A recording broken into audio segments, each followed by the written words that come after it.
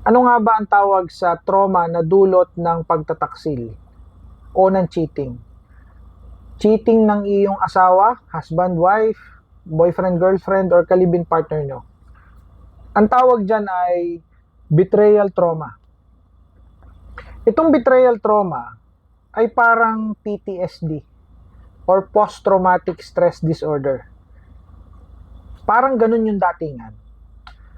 Pero itong betrayal trauma ay mababaw kesa sa PTSD. Kasi yung PTSD malalim yun eh.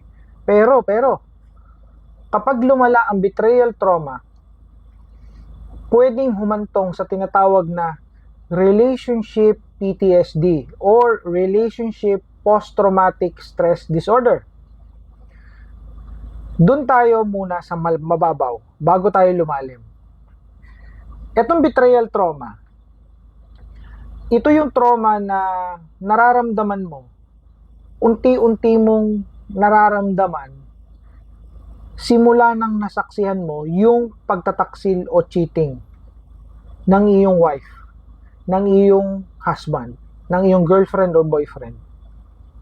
So, pag naramdaman mo na yung mga flashback or nananaginip ka na ng masasama, hindi ka na makakatulog, no? Nahihirapan ka nang magtiwala sa mga tao sa paligid mo, natatakot ka na rin makipagrelasyon, wala ka ng tiwala sa mga lalaki, wala ka ng tiwala sa mga kababaihan, tapos pinopost mo sa social media na pare-parehas kayong mga lalaki, pare-parehas kayong mga manluloko. Kapag ganon ang statement mo, nadali ka ng betrayal trauma. Sa susunod kong content, ipaliliwanag ko sa inyo ang signs and symptoms ng betrayal trauma. Abangan nyo yan. Siguradong marami ang interested dyan.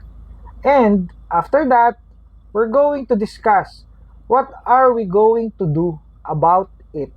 May therapy po tayo dyan and we're going to make it an advice. It's free.